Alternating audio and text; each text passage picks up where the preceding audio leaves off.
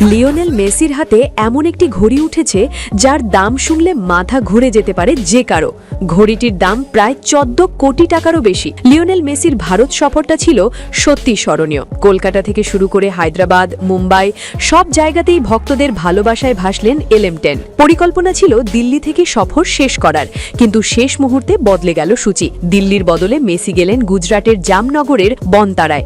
ধনকুবের মুকেশ আম্বানির ছেলে অনন্ত আম্বানির আমন্ত্রণেই বনতারায় পা রাখেন আর্জেন্টিনার বিশ্বকাপ জয়ী তারকা। সেখানে পুজো দেওয়া, বন্যপ্রাণীর দর্শন, সিংহের সঙ্গে সময় কাটানো সবকিছুই করেন মেসি। এই সফরের নানা মুহূর্তের ছবি ইতিমধ্যেই সোশ্যাল মিডিয়ায় ভাইরাল। এই বিশেষ সফরে মেসির সঙ্গে ছিলেন রদ্রিগো দি পল, লুইস সুয়ারেজ এবং অনন্ত আম্বানি ও তার স্ত্রী রাধিকা মার্চেন্ট। কিন্তু সফরের সবচেয়ে আলোচিত মুহূর্তটা আসে একটি বিশেষ উপহারের মাধ্যমে। অনন্ত আম্বানি মেসিকে উপহার দেন রিচার্ড মিলে RM003V2 GMT টুরবিয়ন এশিয়া এডিশন। এই ঘড়ির বাজার মূল্য প্রায় 12 লাখ মার্কিন ডলার, বাংলাদেশি মুদ্রায় 14 কোটি টাকারও বেশি।